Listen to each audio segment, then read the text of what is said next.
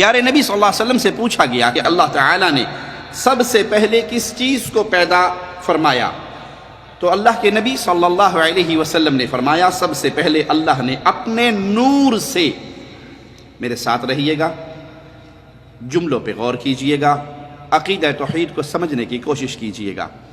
ہماری کسی سے کوئی لڑائی نہیں، کسی سے کوئی ناراضگی نہیں، کسی پہ طنز کرنا ہمارا مقصد نہیں، لیکن اللہ کے بندوں کو وہ خالص پیغام توحید دینا ہماری ذمہ داری ہے جو خالص پیغام توحید محمد الرسول اللہ نے دیا صلی اللہ علیہ وسلم۔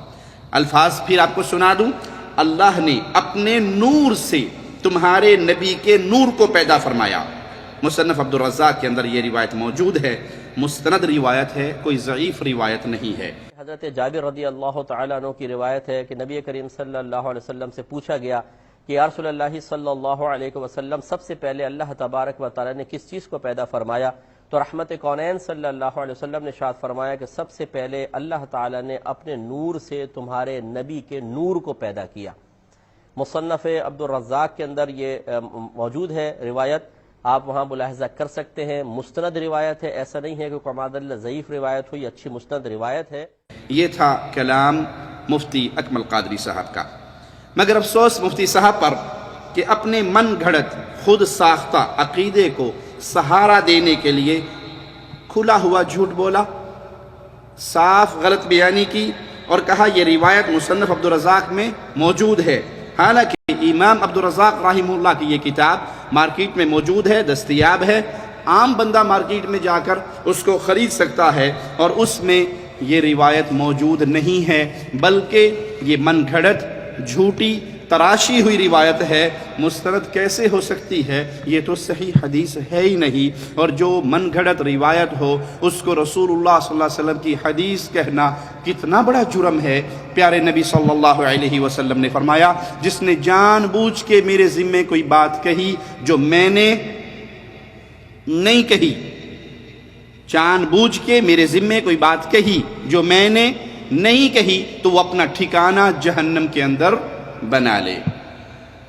مستند ہونے کے لیے اس کا وجود ہونا لازمی ہے، اور اس کا وجود مصنف عبد الرزاق کے اندر نہیں ہے۔ ہاں البتہ اتنا ضرور ہے کہ 14ویں صدی کے بعض صوفیاء نے ایک غیر معتبر کتاب پیش کی مارکیٹ میں جس کا نام الجزء المفقود من مصنف عبد الرزاق، اور اس کے بارے میں دعویٰ کیا کہ مصنف عبد الرزاق کے کچھ چیپٹر گم گئے تھے جو ہم نے تلاش کیے ہیں، اور ہم نے تلاش کر کے اب کتاب کمپلیٹ کی ہے، یہ تھے کتاب کے ساتھ لیکن غائب ہو گئے تھے۔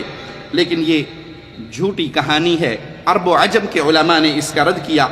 ایک عرب عالم نے بڑی پیاری کتاب لکھی جس کا نام مجموع فی کشف حقیقت جزء المفقود المزعوم من مصنف عبد الرزاق، اور اردو میں اگر آپ پڑھنا چاہیں تو جعلی جز کی کہانی علماء ربانی، یہ کتاب پڑھ لیجئے جس میں اس جھوٹے حصے کو ساتھ ملانا اور اس کے اندر جو روایات نقل کی گئی ہیں اس پہ ساری بحث کی گئی۔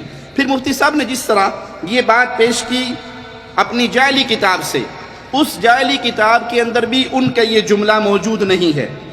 مفتی صاحب کہتے ہیں رحمت کونین نے ارشاد فرمایا کہ سب سے پہلے اللہ تعالیٰ نے اپنے نور سے، جو نقطہ میں آپ کو سمجھانا چاہتا ہوں، ایک ہے مخلوق کا نور، فرشتے نوری ہیں ہم مانتے ہیں، لیکن فرشتے اللہ کے نور سے نہیں بنے، اللہ کے حکم سے وہ نور پیدا ہوا، اللہ کے حکم سے مٹی پیدا ہوئی، اللہ کے حکم سے آگ پیدا ہوئی۔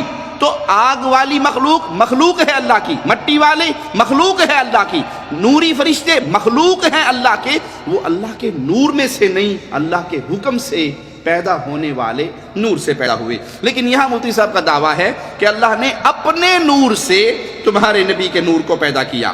یاد رہے یہ کتاب تو جعلی ہے، لیکن اس جعلی کتاب کے اندر بھی یہ جملے موجود نہیں جو مفتی اکمل قادری صاحب نے بیان کیے۔ اس جعلی کتاب میں جو جملے ہیں وہ سن لیجئے۔ فقال هو نور نبیک یا جابر خلقہ اللہ، تو فرمایا جب سوال ہوا کہ سب سے پہلے اللہ نے کس چیز کو پیدا کیا، تو اس جعلی کتاب میں جو من گھڑت روایت ہے اس کے الفاظ کیا ہیں، وہ تیرے نبی کا نور ہے۔ وہ تیرے نبی کا نور اللہ کے نور میں سے ہے؟ نہیں، یہ الفاظ نہیں ہے۔ صرف وہ تیرے نبی کا نور ہے اے جابر جسے اللہ نے پیدا کیا۔ ان الفاظ کا یہ ترجمہ کسی طرح نہیں بنتا کہ اللہ تعالیٰ نے اپنے نور سے، کیونکہ ہماری گفتگو ہو رہی ہے عقیدہ نور من نور اللہ، الصلاۃ والسلام علیک یا نور من نور اللہ، اے محمد صلی اللہ علیہ وسلم آپ اللہ کے نور میں سے نور ہیں۔ ہم کہتے ہیں جب اللہ کے نور میں سے نور ہوئے، ایک اللہ کا نور پھر اس میں سے ایک نور اور الگ ہوا تو کتنے نور ہو گئے؟ دو، تو یہ بھی اللہ اور یہ بھی اللہ، فرق تو نہ ہوا، وہ اللہ کا نور ہے تو وہ بھی اللہ ہوئے؟ نہیں، محمد صلی اللہ علیہ وسلم اور تمام انبیاء اللہ کے بندے ہیں، اللہ کے نور کا ٹکڑا اللہ کا شریک نہیں ہے۔ اللہ تعالی نے سب سے پہلے جو چیز پیدا کی وہ تیرے نبی کا نور۔ یہ روایت من گھڑت ہے، من گھڑت کتاب میں ہے، لیکن اس میں بھی یہ لفظ نہیں ہے کہ اللہ نے اپنے نور سے تیرے نبی کا نور پیدا کیا۔ اپنے جعلی عقائد کو عوام الناس میں پیش کرنا اور جعلی کتابوں سے ثابت کرنے کی ناکام کوشش کرنا ان لوگوں کا وتیرہ ہے جو توحید کے راستے کو چھوڑ چکے ہیں۔ ہمارے بھائی ہیں، ہم ادب سے، محبت سے، پیار سے ان کو واپس توحید کی طرف بلا رہے ہیں، چھیڑ نہیں رہے، طنز نہیں کر رہے، تان نہیں کر رہے، چاہ رہے ہیں کہ اے بھائی وہ راستہ جو محمد رسول اللہ صلی اللہ علیہ وسلم تمہیں دے کر گئے اس راستے سے نہ ہٹیے، اور اس راستے میں بنیاد عقیدے کی کیا ہے؟ قل هو اللہ احد، اللہ ایک ہے، اللہ کے نور میں سے کوئی چیز جدا نہیں ہوئی، ادھر دو اللہ کا تصور نہیں ہے، تین الہ کا تصور نہیں ہے، وہاں الہ برحق ایک اللہ ہی کا تصور ہے۔ پھر مفتی صاحب کی پیش کردہ روایت جو ان کی جعلی کتاب کے صفحہ 64 پر ہے، اس میں اول شیء خلقہ اللہ، وہ پہلی مخلوق جو اللہ نے پیدا فرمائی، اس کے جواب میں یہ روایت ہے کہ ہوا نور نبیک یا جابر خلقہ اللہ، وہ پہلی مخلوق تیرے نبی کا نور ہے جسے اللہ نے پیدا کیا۔ لیکن اسی کتاب کے صفحہ 51 اور 52 پر، جعلی کتاب کے اسی صفحہ 51 اور 52 پر ایک اور روایت ہے، وہ سنیے، اور وہ روایت اس روایت کے خلاف ہے، ٹکرا رہی ہے۔ ان اللہ تعالی خلق شجرۃ ولها 4 اغصان فسماها شجرۃ الیقین ثم خلق نور محمد صلی اللہ علیہ وسلم۔ پہلی جھوٹی روایت کیا تھی کہ اللہ نے سب سے پہلے جو مخلوق پیدا کی وہ محمد صلی اللہ علیہ وسلم کا نور تھا۔ دوسری روایت اسی کتاب میں کیا ہے؟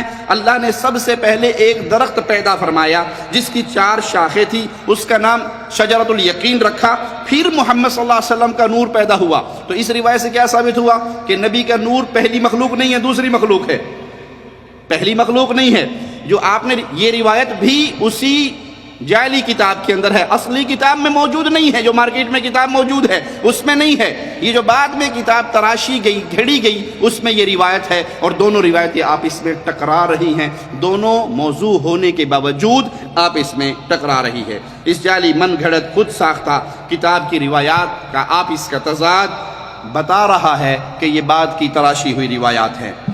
آگے مفتی صاحب پھر فرماتے ہیں، پھر اس کو یوں کہیں کہ نور من نور اللہ، یعنی ایسے نور ہیں جو اللہ کے نور سے ہیں، تو پھر گویا یہ حدیث کے الفاظ کو ہی عربک میں اس طرح تبدیل کر کے بیان کر دیا گیا۔ پھر اس کو اگر یوں کہیں کہ نور من نور اللہ، یعنی ایک ایسے نور ہے جو اللہ کے نور سے ہے، تو پھر یہ گویا کہ حدیث کے الفاظ کو ہی عربک میں اس طرح تبدیل کر کے بیان کر دیا گیا ہے۔ مفتی صاحب کہہ رہے ہیں کہ حدیث کے الفاظ کو عربک میں تبدیل کر کے نور من نور اللہ بنا دیا گیا۔ تو ایک چھوٹا سا بچہ بھی سوال کر سکتا ہے، مولانا یہ حدیث فارسی میں تھی یا پشتو میں تھی یا سندھی میں تھی، عبرانی زبان میں تھی، اس کے عربک الفاظ کیوں بنانے پڑے؟ آپ کو الفاظ کیوں بنانے پڑے؟ اگر یہ حدیث کے لفظ تھے تو پھر آپ کو اس کی عربی ڈھال کر عقیدہ نور من نور اللہ کے حوالے سے یہ الفاظ کیوں تراشنے پڑے؟ کوئی ان سے یہ سوال کرے۔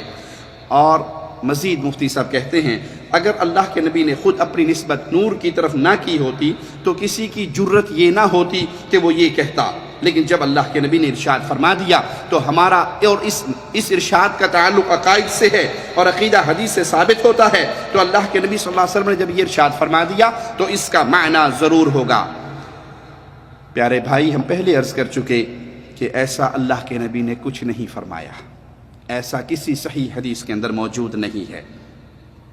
ہاں یہ بات ضروری ہے کہ جو رسول اللہ صلی اللہ علیہ وسلم ارشاد فرما دیں اس کو ماننا ہر مسلمان پہ لازم ہے۔